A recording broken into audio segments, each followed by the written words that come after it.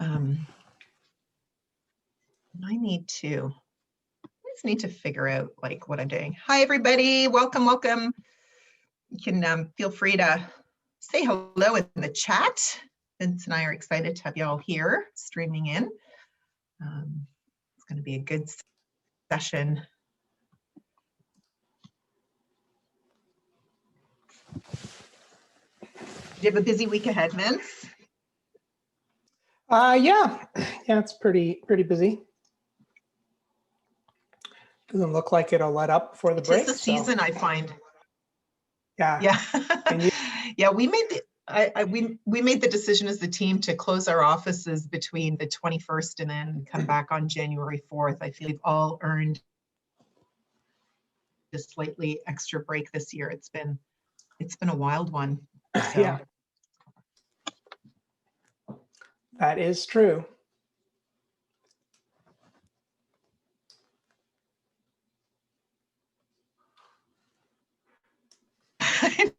Everybody super excited at this conversation.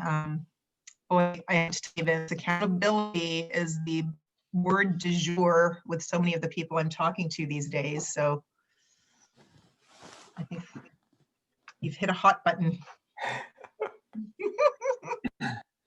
I think the context has, I'm not sure if I hit a hot button. I think the context just played out that way. Yeah, that's true. Okay. All right. I think we've got a good group here. So I'm going to get started. Let's see. Let me synchronize the watch. Yeah, 12:02. So we're going to get this show on the road. So welcome, everybody. For those of you who don't know me, my name is Glain, like shine, Roberts-McCabe. I love my father for giving me a strong name that nobody can pronounce. Anyway, it means precious jewel for those of you who are curious. And I am joined today by my friend colleague, Dr. Vince Molinaro, best-selling author, New York Times best-selling author, global thought leader on leadership. So we are so lucky to have Vince with us today. I'm going to just remind everybody, we're going to be keeping the lines muted, but that is not to prevent you from participating and engaging. So we're going to have, we've got some questions that Vince and I kind of went through to get us rolling, but this is really your show. So we're here to make sure you get your questions answered. So feel free to put them in the Q&A or the chat, whatever your preference is. And we're going to get started. So Vince, it's so nice to have you here. And you're such a busy guy. And I really appreciate spending time with us today. So I thought, I know everybody's probably seen your bio. I know we've got a lot of people that have probably read a number of your books, but I'm always curious, how did you get into the field of leadership? What got you on this path to begin with? Give us the highlights. Okay, now we're going way back. Hi, everyone, and thanks for being here. But my very first full-time job was with a large public sector organization straight out of my undergrad. And it did really, really important work. It helped some of the most disenfranchised and neediest people in our society get their lives back on track. So the purpose of the organization was meaningful. We provided financial assistance, retraining programs, helping them go back to school. So that kind of jazzed me. You know, that feeling you had early in your life of wanting to change the world, that was me. And this organization allowed me to do it. But when I joined, I was struck by the day-to-day feel of the place. It was so drab and just, just not a lot of inspiration and excitement. And there I was so excited to join the world of work thinking, is this it? Is this what it's going to be like for the next 40 years? Anyhow, you kind of fast forward a little bit. I just focused my energy on my job, but that work environment was just really drab. And then I met a senior manager who kind of took me under her wing. She gave me an opportunity to do some things that helped make that work environment better. I joined her on a committee and things changed. And I realized, wow, one manager can really impact a place. And then I was feeling better about the organization, my career. And then disaster struck. Her name was Zinta. She had to leave the organization to start her treatments because she got diagnosed with lung cancer. It didn't look good. She immediately left, and we were all devastated, as you can appreciate. But that all the changes we put in place that started to reverse that drab and dreary environment started to revert back to the way it was. It was stunning to see. I didn't have the language for it. It was all about culture. Anyhow, fast forward, as she's now, I'm going through a really tough time because I see this crumbling. I start getting marginalized myself, and I go talk to her, visit her at her house, where in that conversation changed my life. She basically told me that she believed the disease she was fighting was because of a toxic culture she described that afternoon that I was unaware of as a frontline employee. And wow. So it kind of, and it's in the book, The Leadership Contract, I share that story. And it was just amazing is not the right word, but it was just kind of humbling to hear her story over and over again of all the ways she was mistreated, marginalized, senior managers not caring about employees, but caring about caring about their own careers. They were selfish, they were self-serving. There was politicking going on, backstabbing. It was just a dreadful environment. It was toxic. And she believed it affected her health to the extent that she got lung cancer. 2 weeks after that visit, she wrote me a letter. That letter challenged me. What was I going to do with my life? And 2 weeks after I got that letter, she passed away. And I left that house angry about what she went through. And I didn't realize it at the moment, but it would trigger in me a personal change. I stayed for about a year to figure out what my next step was. And my next step was to embark on my own path. I started my first business at 27, just with this idea of wanting to work with leaders like Zinta, who were great leaders, who had an aspiration for something different. She didn't live it, unfortunately, but pushed me forward. And that's kind of what I've been doing ever since. And so I'm always jazzed when I see great leadership, because I think when you work for a great leader, it makes you a better person. It makes you a better employee. You feel supported. Life has got purpose and meaning. And then when you deal with mediocre leaders or downright bad leaders who are bullies and they demean people, it's a completely different scenario. And now the research is clear. If you work in a toxic environment, it does affect your health. And I didn't have that knowledge many, many decades ago when I worked with Zinta. But, I always wonder if she was in a different environment, would she have faced the same outcome? But she believed that connection to be so strong that she probably was onto something. We didn't have the research yet back then. So that's kind of what I've been doing ever since, in different ways. External roles in my own company, working for large firms. Was at Knightsbridge. My team and I built the dominant practice in leadership practice in Canada. Knightsbridge as a whole grew to be quite dominant in Canada. We expanded aggressively in the US, and then got the attention of big boys and girls. We were acquired by the Adecco Group and LHH. I was given a global role, which was a great experience for 3 years. But after that period of time, I felt I did everything I was asked to do, and now I needed to really focus on my work, and I, started my own company again. And through all of it, the body of work always was really about helping people figure out how to be better leaders, because their companies need them to be, their employees need them to be, their customers need them to be. And a big focus of my work has been on accountability, because I found that to be the missing ingredient. And so that's a long answer to your short question. No, I love it. And I love that context. And it always makes me think, we talk about this a lot with the members of the folks that are on the call who are members of the roundtable know this, that we always talk about, as leaders, we often forget that we're living our legacy every day.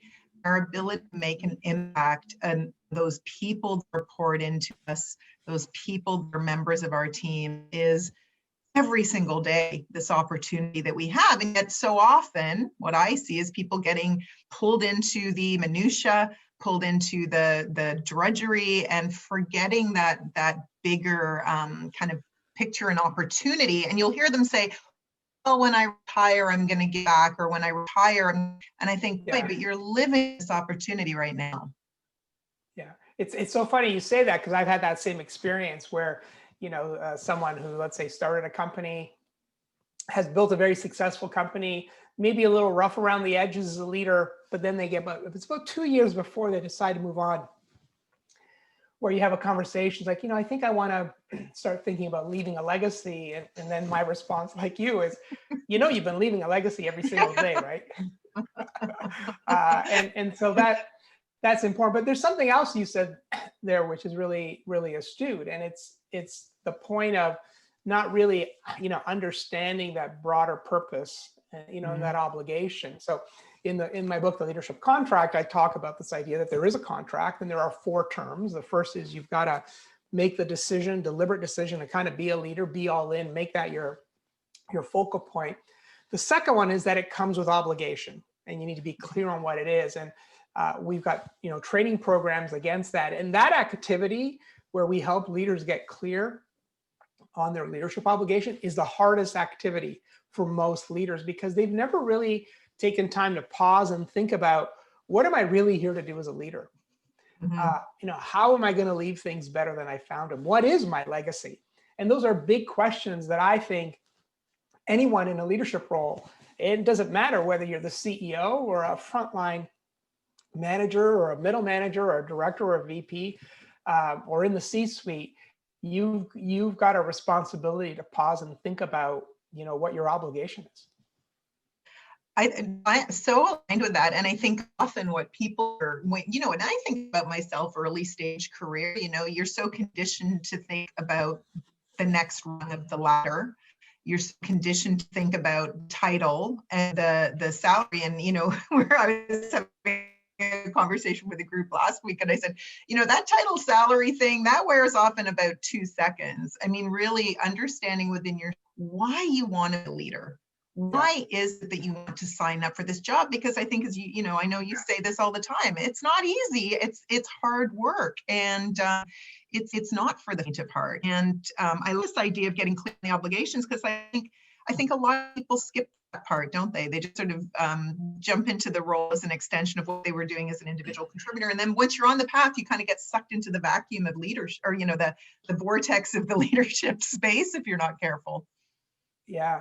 And what I find is it's really fascinating, because a lot of the work that I do is really about how to think about your role and what's the mindset, of an accountable leader. And it's always fascinating once, an individual gets really, really clear on what their obligation is, and when it becomes really, really compelling and they start sharing it and articulating it with the people they lead, it's like you instantaneously have a completely different leader on your hands. Like it's remarkable to see how quickly that shift happens, because they've got that personal clarity of the kind of impact they want to have. They're not going through the motions. They're not just caught up in the minutia that you talk about. They really do have a compelling purpose that drives them every day. And of all the years to have that, this is the one. And that's where I find it becomes the most valuable, is when you're dealing with adversity, because it helps you rise above, your current context and situation to remind ourselves of what's really important, who really needs us at this moment, and also the question of, if I want to, if I look back at this moment in time in 5 years and 10 years, how do I want to remember this? Am I going to be the leader who kind of crumbled and was an utter disappointment, or do I want to be the leader that people will remember for the rest of their lives? And those things I don't think happen by accident. No, I think you have to talk a lot in our work of being intentional. Right? You have to be super intentional as a leader. How is it that you plan on showing up? I'm curious, because, one of the things I think we do a lot in organizations is we use these very broad words, like we'll say, leaders need to be strategic, leaders need to be innovative. So when we say leaders need to be accountable, Break that down for us a little bit. You know, in the work that you've done, what does accountability look like? What are the hallmarks of an accountable leader? Well, you know, you make a great point. So when I do, keynote presentations and whatnot, I generally begin with an opening activity around, answer in one word, what does it mean for you to be a leader? And you get exactly, as you've said, Glain, we need leaders to be strategic. We need them to be authentic. We need them to be compassionate. We need to be visionary. We need them to drive change, and on and on and on. All these important words. And then when you talk to leaders and they kind of start opening up, they go, I don't see how I get from where I am to where I need to be when those words are kind of used to describe what it means to be a leader. And sometimes the word accountable comes up, but it's surprising how oftentimes it doesn't. So most recently, I've started kind of asking the second question. And the second question is, answer in one word, what does it mean to be an accountable leader? And it's remarkable how different the words are. They start becoming much more focused. It means about being intentional. It means about being responsible. It means about, delivering on your outcomes. It means about integrity between what you say and do. You just start feeling just language that is less esoteric, but much more grounded. And to me, that's kind of what led me to the work, is that ultimately, we use terms like authenticity, vulnerability, but we don't realize that, if I am a jerk as a boss and I'm really, really dreadful as a manager and I'm a toxic manager, one could argue that I'm being authentic. So is that what authenticity means? No. Everyone will immediately describe it. So back to your point, leadership accountability is having that real sense of personal ownership for your role, that it means being really deliberate, intentional, and decisive in how you lead. And it means having that courage, that resilience, and resolve to kind of do the tough things that leaders are called upon to do. And we know that a lot of leaders avoid that stuff, but that's really the intent of it. Now, why is that definition important? Because what I have found in my work is we have a lot of people, like you said earlier, they may take on a leadership role because of the title, because of the perks, because of the money, which is fine. There's no judging that. But they, as I use the analogy, is they kind of click agree with an online contract. They don't read or really embrace what it means to be a leader because they're chasing other things other than what the leadership role is really about. And so what you have to understand is that it is an important role. Your organization is entrusting you to do some important things. It's not all about you and your ego and your next move. It's about who you're there, to help improve situations for your customers, your employees, your shareholders, your stakeholders, the communities in which you do business. I mean, that's the shift that I think a lot of leaders need to do.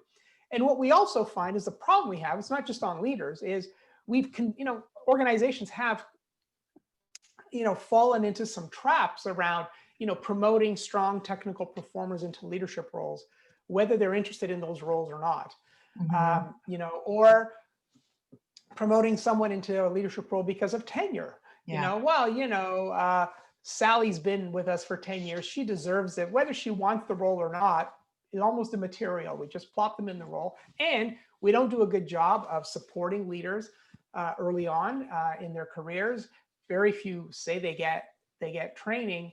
And so we've got a number of issues that I write about that we've got to just really be aware of and really find a way forward in order to do it. But I think accountability for me is what I have found as someone like you who have spent my career trying to help leaders be better than they have been, is really this sense of what's the key. And I think accountability is the key. What I've learned through my own leadership roles is as accountable as I think I was, and I always took that as an important ethic of how I led. If I were honest with myself, there was probably even more room for me to be even more accountable. And can I just say, this is what comes to mind as I hear you talk. I mean, when we talk about accountability, and I think actually in leadership in general. Our view is to sort of look at it as a outside thing, like it's, it's more of this kind of accountability. Like I'm working with a group right now that are trying to build accountability into the culture of the organization. And accountability starts though with you being accountable to yourself in terms of what do you need to do to live up to what this leadership situation requires of you. And I notice that's the really hard thing for all of us to get over. Like I think about a lot of the coaching relationships I have, and what's hard about it, like I feel leadership, to what you and I talk about, it's not easy. It's a tough gig. Like, why would you voluntarily sign up for this? I don't know, but we have. And so now there's an accountability to say, okay, do I understand myself to the degree to which I understand myself in order to really know how do I show up in certain situations? Is that the best way for me to be showing up? And if I need to adjust my style, I'm going to do the hard work to do that, because maybe I have to do something that doesn't really feel comfortable for me in the moment, but I got to do it because this is what the situation requires. And I think that accountability to self, being responsible for our own behaviors, that's to me one of the kind of the big linchpin ideas here in this accountability as we're talking. I don't we talk about that a lot. Well, you're absolutely right, because what I've learned is, with the leadership contract, it really had a personal focus on, you got to start with yourself, right? Because I've learned, you can't ask anybody to be accountable unless you're accountable yourself. Now you can try, you can be a manager and use your position of authority to demand accountability. Good luck with that. If you are not seen as being accountable yourself, it's not going to work. I mean, I share a story that happened in my teens. My first part-time job was with a men's clothing store years back. And the manager who hired me, Gary, was like a great manager. He set very, very high standards, for himself and the team. I was always a little nervous around him. He took a bet on me. I was 16. He gave me a job at the time when those jobs were not typical for a 16-year-old. It was a more traditional industry at the time. And what I found about him, he would never ask us to do anything he wouldn't be prepared to do himself.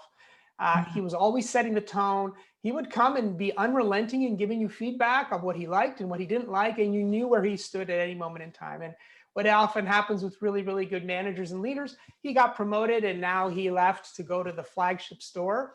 And in came his successor, Steve. Nice guy, but he would proudly proclaim every single shift, don't do as I do, do as I say. No. And I remember being there in my teens, just going, I don't even understand that. Certainly, in the backdrop of having Gary as an example and as a manager, I didn't even understand that. It's like, wait a minute. So you want us to do things that you're not prepared. Like, I was even confused by it. And what I found though is, though I was always hardworking, it eroded my engagement. And I didn't have that language there. The job didn't change. The job was exactly the same. It was the same store I went to, the same customers, but I wasn't giving him as much as I gave Gary. Now that could be on me, but he didn't inspire it. And so it's got to start with you. But what we found in our work was, the clients began to say, and it's where the next book, Accountable Leaders, came, that got released in June, was really that, we need leaders to set the tone, definitely. But now they need to know how to work with others and hold others accountable to be leaders. They've got to be able to build accountable teams, and they've got to work with their colleagues across the organization to ensure we create a culture where leadership accountability really lives and is sustained. And so that's kind of where this body of work that, has been going on for, almost a decade really comes from. But you're absolutely right. It begins with yourself. And I use the term, and the cover of the book has this image of a water ripple. It's the ripple effect. And it's like, there you go, is what kind of ripple effect are you creating as a leader? Because there's many who create a negative ripple. Our colleagues, Jack Zenger and Joe Folkman, I got some of their research in the book. And, they talk about this cascading effect of negative leadership and positive leadership. So, you know, it is something we've got to think about. And a lot of organizations, I don't think, really pay attention to it. You know, and it's why I talk in the book about what organizations also have to do to support their leaders. Because if I'm in an organization, take the example of my colleague Zinta, as much as she tried to be a great leader, her effect was limited because she was in an environment that had a toxic culture where a lot of leaders and a lot of senior managers confused what it meant to be a leader. They thought it was all about their own career and the politics they were playing, and not interested in employees or even the clients that we served. Tell us a bit about that. Talk to us a bit about that organizational context and kind of some of the conditions that you see need to be put in place in order to build that base of, you know, an accountable culture. Yeah, well, the first thing is you've got to make leadership accountability a priority. That's the first sort of organizational response. And this really resides, you know, in the domain of the board, the CEO, the head of HR, the senior executive. So, you know, in the book, there's a chapter that talks about what that is, because I find sometimes the roles are not clear, right? I've worked with, I'm sure you have as well, you know, a CEO. I've never met a CEO who comes into an organization as a new CEO, look in and say, yeah, we're pretty good when it comes to accountability. They always see gaps in accountability that they want to address, but they struggle to do it sometimes. Or you may have a head of HR coming in, seeing those gaps, trying to advance the organization, but the executive team doesn't really see it. So he or she feels like they're always kind of pushing this boulder up a hill. It's tough. So, but what I've also learned is boards have a responsibility and an oversight responsibility around it. So the first thing is, you know, understand that you've got to be deliberate. You've got to make it a priority. And then the board, the CEO, the head of HR, and head of and senior executives have an accountability, which I spell out. The second thing is really critical, is you've got to set clear expectations of your leaders. And my research shows only about 49% of organizations actually do this. So when you do it, you really kind of answer the question, here's what it means to be a leader in an organization. And I call it creating a company-specific leadership contract, where you kind of define, here's what it means to be a leader, here's where we're setting the bar, here's what we expect, and this is what we're not going to tolerate. And a lot of organizations don't do that. And when they don't create those clear expectations, it allows for, you know, you leave everything up to chance. You leave it to leaders to define it. And the astute ones will get it, but others will struggle. They won't understand what's expected of them. And so that's the second strategy. The third is you've got to do the hard work to sustain it. And this is the tougher chapter around, you've got to go after the mediocre leaders. My research shows 80% of organizations tolerate mediocrity in their leaders. Only 20% have the courage to address it. And when I'm in conversations, they say, well, we know who they are. We have no idea of how to help them get better. And so they just kind of leave them there, hoping one day they'll get better. So they send them out to this program or throw this book at them or whatever, give them a coach, whatever it is. But, you know, sometimes that works, but it doesn't always work. And so you've got to address that. And related to that is you have to have zero tolerance on the toxic managers and leaders, or as Uber found out, the brilliant jerks. You've got to go after them, because they will just undermine everything you're trying to do culturally. And then the last piece is really, you've got to foster a community of leaders. You've got to bring your leaders together to kind of really create a strong leadership culture. And those are the 4 practices that I talk about, and provide, you know, surveys and templates and things for people to actually implement within their own organization.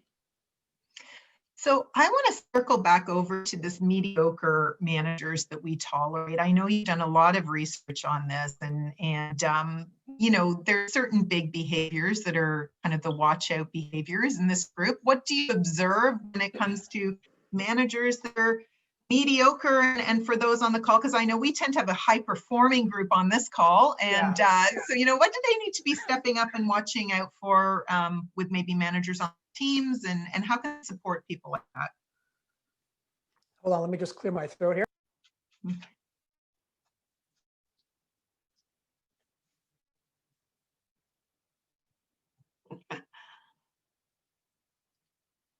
I've rendered Vince speechless.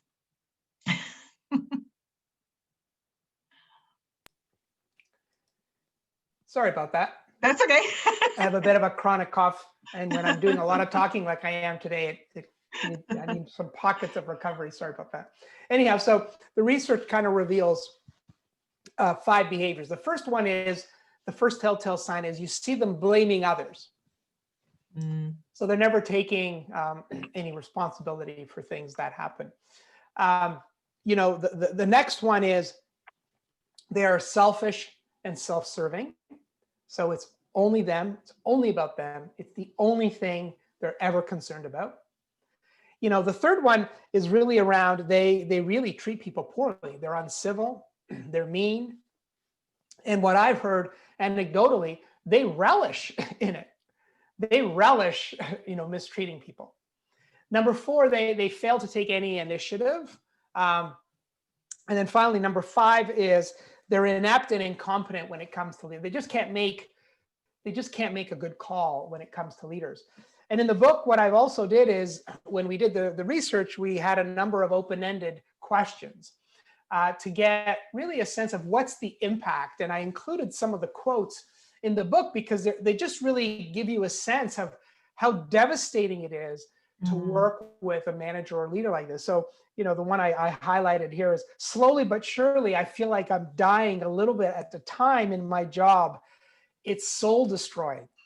And the amount of quotes to that effect, which is why, you know, I learned early on with the experience with Zinta, is that life is simply too short to waste it working for a mediocre or a bully or a toxic manager. Now, sometimes what happens is, why we fail to address it is, you know, a mediocre manager isn't always toxic, isn't always a bully. They can just be, you know, really inept. Now, they can also be a really nice person. And the nice mediocre managers are the worst, because organizations don't feel like they do anything about it. Now, you got a toxic manager where you've got harassment cases coming at you, you got to take action. But someone who's just kind of floating, a client of mine used to work with Sergio Marconi when he was the former CEO of Fiat and Chrysler. He died a couple of years ago from cancer. And he was known as being a very demanding, really, really tough leader. But everybody who worked with him just talk about how much they grew under his leadership. And she shared this story, which I include in the book, that he would proclaim to his leaders at town halls, particularly going after the mediocre ones, he would say, "I will find you if you're hiding in the tall grass. We're a big organization here, and there's lots of places for leaders to hide." And he's pretty much telling him, "I'm going to hunt you down." Now, he didn't hunt them down to fire them. He wanted to identify them to help them be better, right? To help them be more, give them a chance. And after a while, if they don't turn around, then you've got to take action. But anyhow, so that's kind of, there's an impact there that we really don't appreciate. Now, Gallup's research shows that 70% of the variance on employee engagement can be attributed to the manager. And so to me, the math really kind of shows we got to be addressing this. And we really aren't effectively enough in our organizations. Well, and I think, you know, the thing that I think about when you talk about these talented jerks who get promoted, and, you know, there's lots of research done on organizations that says essentially organizations are psychopaths. You know, there's a lot of psychopathy in organizations, and I think in senior leadership. And so we can have situations where I think at the top of the house, we give lip service to wanting good leadership. But in fact, if you're delivering results, if you're pushing it through, if you're getting the job done, we're willing to tolerate that because we've got shareholders to appease, and we've got, the bonuses to make, and things like that. And I think as I listen to you, I think it really requires a lot of courage, and for some senior leaders to have a lot of courage, because my hypothesis, and I'm curious if what you've seen, like I have a hypothesis that we tolerate these people because we're afraid to let them go, our top sales performer, our top, executive who drives big results. But what we don't see is the downstream effect of that behavior in the organization. And if they were removed, what would be allowed to blossom up behind that person? And what is the cost that we're not seeing as a result of those behaviors at the senior level? Like, have you ever seen situations where that's happened, where somebody's had the courage to take out somebody, and in fact, it's actually been a boon for the organization? I'm curious about that. Well, I worked on a very confidential project this summer. It was a board mandated project where the CEO of a company was a toxic individual and exited, and they didn't realize the impact it had on people and the culture. Like, human beings were destroyed. And so I had to go in and interview a bunch of people. And when you hear these stories, and that's not the first type of project like that I've had, but when you hear the stories of the kind of impact they have on people, how it distracts them, how it diminishes them, how they just, in that particular case, the company had a great brand. There were a lot of longstanding employees who were really, really loyal to the company and to the founders. And so that's why they stuck it out. And so, but you're absolutely right. We don't appreciate what the impact is, how it holds so many other people back. And generally what I find is when an organization has the courage to take action. Now, part of the problem is, it's always, because these things don't get addressed earlier. We don't give the feedback earlier. We don't give people, the individual, a chance to improve. We let it go until at the end, the only option is to exit the person, but it doesn't have to be that way, right? That's why we've got to be unrelenting in spotting it. And the second you spot it, you call it out. And that's, I think, the work we have to do now. But before doing that, if you don't have a set of clear leadership expectations, then I think that's why we have these issues with leadership accountability. You haven't kind of made it clear, here's what we expect. And as a result, you can't hold anyone accountable to that. So that's why these things are kind of interrelated, and why it needs kind of the individual leaders to step up and respond, which I call the individual response, and then the organization to do its part as well. But to your point, once someone like that leaves an organization, then you're going to have the avalanche of stories that just emerge, stories that people were too afraid to share, where you kind of see the damage that has been done to people and to the culture.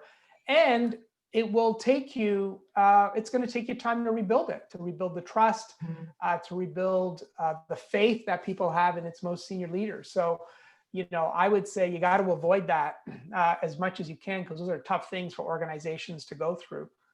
And I've had colleagues where, if I were doing kind of informal coaching, and I'd be saying to them, I think you need to leave.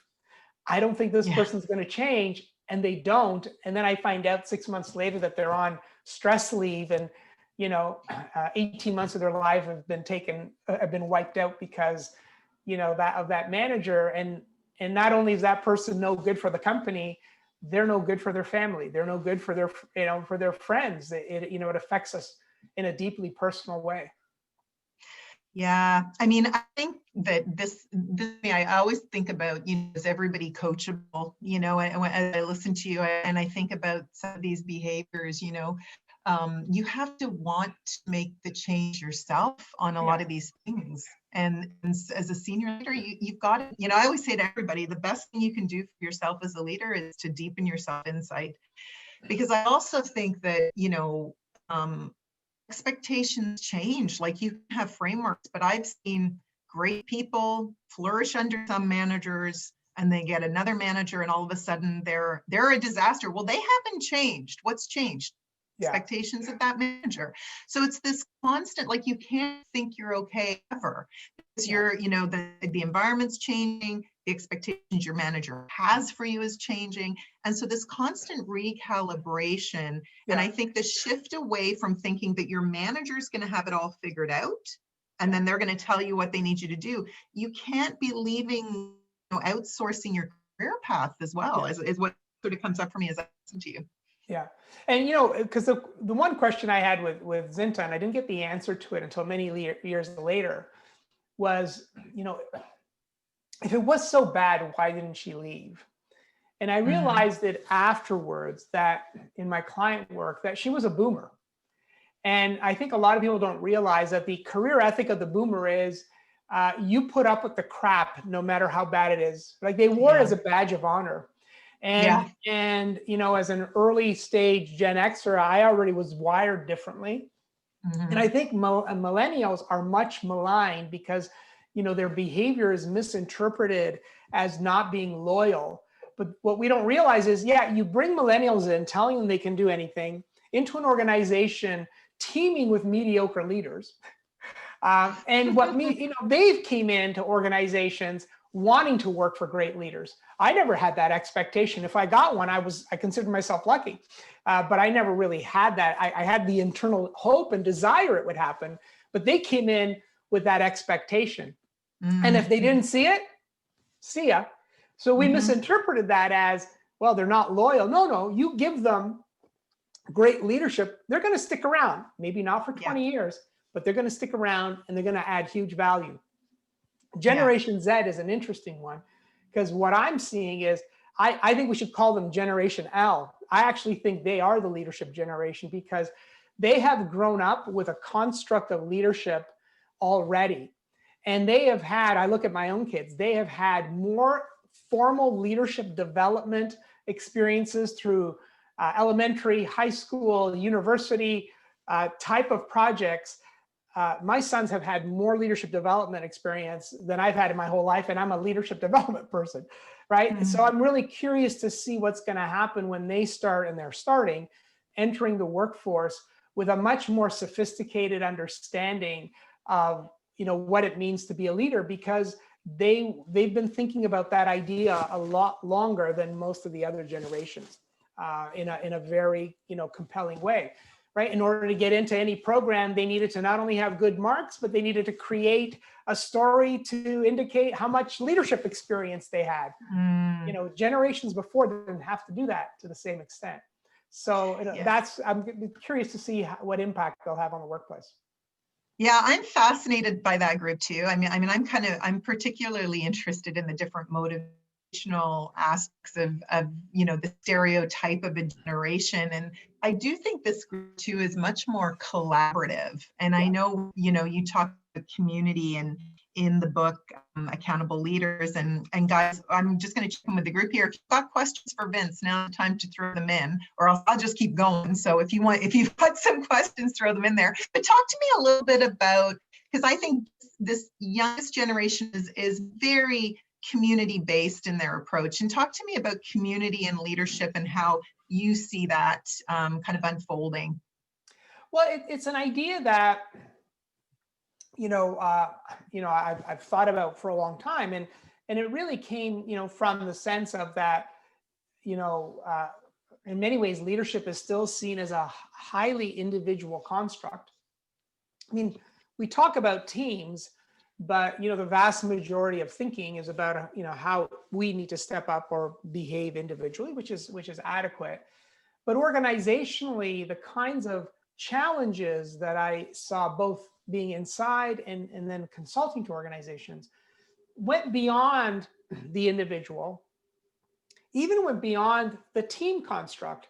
And it went to this sort of leadership culture where you have leaders from different departments and functions having to execute strategy, having to work together across, organizational boundaries. And, you know, it's a mess in a lot of places where you've got leaders, you know, not playing nicely with one another, working at cross purposes, not relishing in the success of another department or colleague, having conflict that is unresolved for decades because, the two managers don't have the courage to get in a room and hash it out. And so to me, we look at all the research that talks about how poor companies' track records are in executing their strategy. And we think it's about faulty strategy, but we don't look at how the leaders work together in order to execute it. And why it's become more critical now is more and more companies have, integrated business strategies, right? It's not just sales does this and marketing does this and ops does this and, the headquarters do this. We've got to really come together in a bit of a more integrated way to develop and execute the strategy. So that's the kind of priority. But when you get that vibe, that real sense of community, it's a powerful, powerful thing, right? It is a tremendous amplifier to the overall culture because leaders create the culture, right? Their behavior sets the tone. And I've had the privilege of, being in a few companies that got that and had that. And when you get it, it's remarkable to see how it translates to the success of your business. And in the book, I talk about kind of the 10 characteristics that I've learned that really define a strong community of leaders and how to go about building it. What share a couple of those with everybody on the call here? What are maybe a couple of the real go-to ones that you've discovered? Yeah, the 10, and I'll pick on a few of them that come up a lot. The first one is, leaders are absolutely clear on the strategy of the organization. So you've got to start with clarity to strategy. That's just my bias, but that's kind of validated in the research. Number two, they're in turn excited about the company and its future. They share a common aspiration, to be great as leaders. So the bar is set high. And related to that, they have the courage to call out, misaligned or unproductive leadership behavior when it surfaces. And because if you're just focusing on the aspiration and not calling out when we're not living up to that aspiration, that becomes, that's a challenge. I'll skip a bunch. The one that gets really, the last two are really interesting is around, they demonstrate resilience and resolve in the face of adversity.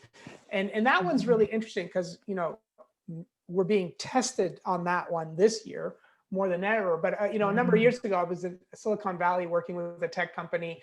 And, I often work with the top 2 or 3 levels of leaders at leadership summits or offsites where we design, facilitate, and deliver them. And this was one, it was a 2-day event with the top 100 leaders. And we started talking about these ideas. And the CEO, who had been there for about 18 months, as soon as we got to this one item about resilience and resolve in the face of adversity, he kind of said, hold on, I got to jump in here. And he said, this is my test of this group. When we run into a real challenge, because it's going to happen, I'm going to look at how you behave. And in the face of adversity, are you going to turn to each other or are you going to turn on each other?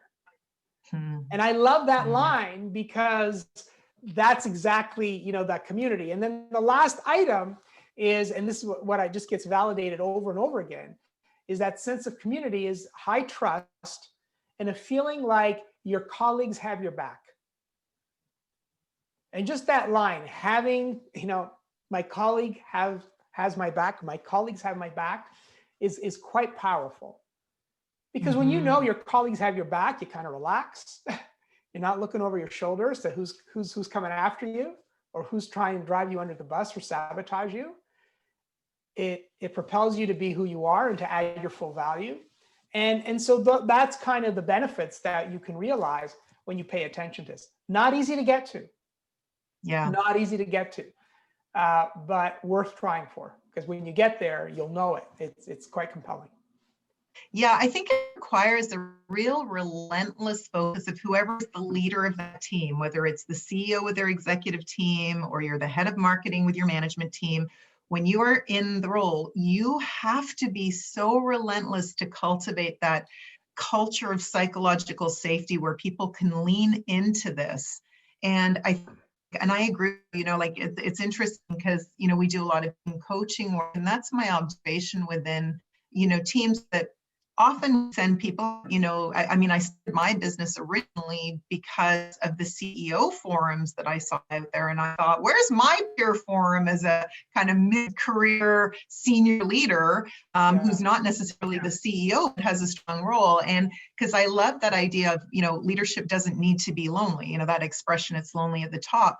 But I think what's interesting, and so we outsource the CEO to these CEO groups, but really what we should be doing is insourcing that within companies. We should be creating these cultures where, the group can come together to support each other. And yet, executive teams of all the teams I work with, I find to be often the most isolated because they've got their little piece of pie that they're worrying about, Yeah, as you were chatting, I shared this story in the leadership contract when I was doing my doctorate, my graduate work. I did a course on organizational development, and the prof, David Hunt, was in his 70s, wise, just you're in his presence, and you're humbled by his both his humility and his brilliance. And so in one class, I asked him, I said, David, what's the one question you ask when you start working with an organization that tells you the most about the culture? And he said, ask this. Ask, how is asking for help viewed in this organization? And then he said, well, because if asking for help is viewed as a sign of weakness, you know exactly the kind of culture you're dealing with. But if it's viewed as a sign of strength, you've got a completely different organization on your hands. And I love that because it's quite brilliant, right? And yet very, very simple, because it tells you so much, and you can relate to that based on your own work, right? And so, I'd encourage everyone, participating today to think about their own organization. How is asking for help seen in your organization? I think on the whole, it's gotten better.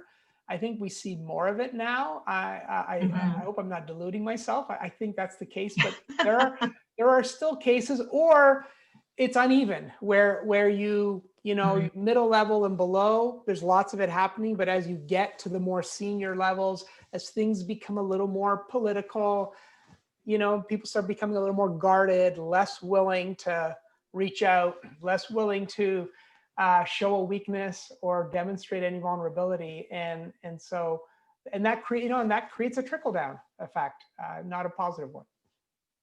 I remember many years ago, we had an executive event, and there was a guy that got on the podium, and he said something that I thought was very insightful. He said, when we're early stage career, we're willing to take risks. So we're kind of expanding our role. We're trying to make it up the ladder. And so we'll take more risks.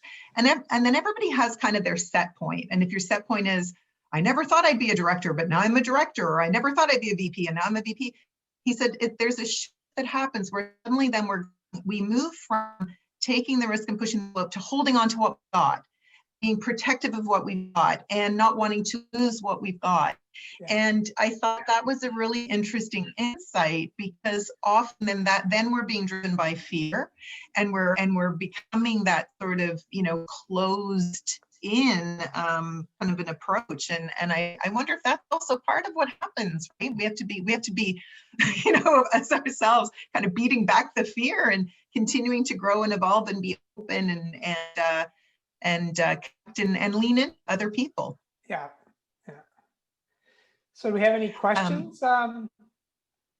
I don't know. I'm not seeing any coming in. I feel like we must be really wowing Vince with the conversation here. Well, that's one conclusion. Let's go with that one.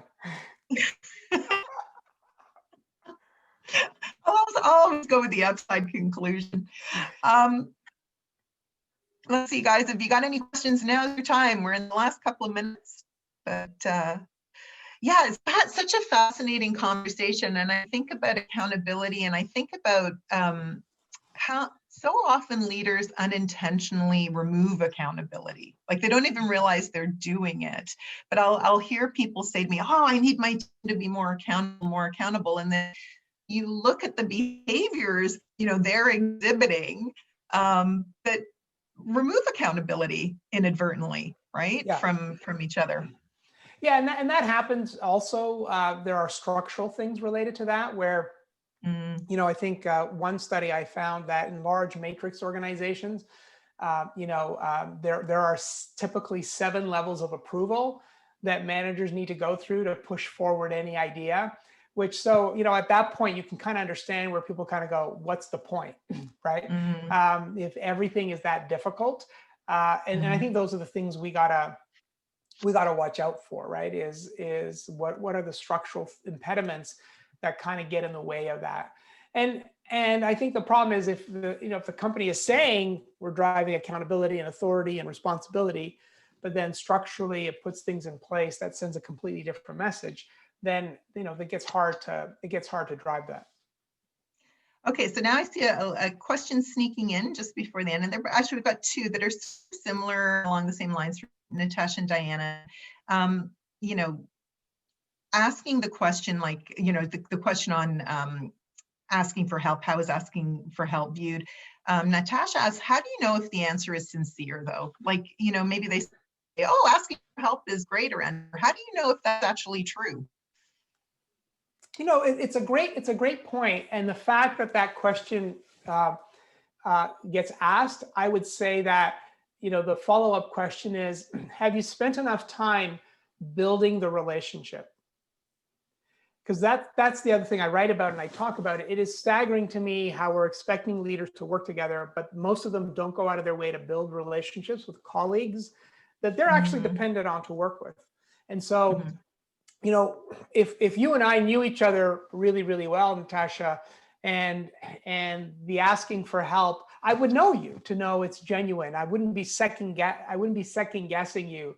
I would be taking it for what it is at face value because we've built a relationship. There is some trust there. So I would say think about that component to it, and then you got to take a risk, right? And let their behavior be the judge of whether or not that was genuine or not, right? And see how that plays out. It's a really good question. Thank you for that. And Diana's sort of asking one around the idea of being judged, though. Like, say you do ask for help, how do you know you're not going to be judged and that isn't going to be held against you at a future date? Yeah, and that's the risks, right? I think it's understanding the culture, it's understanding the organization. I think that's really, really important. And a lot of times, if I'm, working with a leader and they're in an environment, I'll just say, listen, I would be telling you to do X, Y, and Z, but I think in your environment, that's probably career suicide. So you've got to decide whether you're prepared to take that risk or not. And some do, and some decide I'm not. And that's okay. Like, then you're being deliberate. You've kind of internalized it and understood it. So I think that's always a good way, and you'll get this information, is to ask, right? Is to ask. So because these stories live in the culture. If someone, for example, did something, ran a project that failed and got fired, those stories never leave an organization. So you can find out based on, did anyone ever get exited because they did this or they did that? You'll find out pretty quickly. Yeah, that's great. I think that's true. Like, it is in the DNA of the organization will not lie. You will hear those water cooler conversations along the way. Well, Vince, we are up our time. I feel like you and I could probably talk all day long, but we will need to release everybody back to their day. So thank you all so much for being with us today. Again, those of you who want to learn more about our work, feel free to reach out. We're all about groups, and the community aspect that Vince talks about a lot is what we do. It's in our DNA. And if you are interested in getting my book, Grassroots Leadership Revolution, you can get that on Amazon, and you could buy Vince's at the same time. You can do a 2-for-1 order on your Amazon order, and maybe even buy some for your teams. Love Accountable Leadership. This is the 3rd book in Vince's series, so definitely worth a read, and he really breaks down leadership so well for everybody. We are going to be back in January. We're taking a break, and we are going to be meeting with one of our roundtable members, who is one of those people who actually wrote a book during the pandemic. So we're going to be talking about how do you keep your sanity when navigating uncertainty as leaders. Vince, thank you once again for being with us. It's been such a pleasure having you on Ask the Expert, and I look forward to seeing where you go with the work, and also everybody join Vince's community. He's got a community called Accountable Leaders, so check that out. We'll be sure to send out links in our follow-ups. Great. Thanks so much. Thanks, everybody. Have a great afternoon and happy holidays. Thanks. Stay safe. Bye, everybody.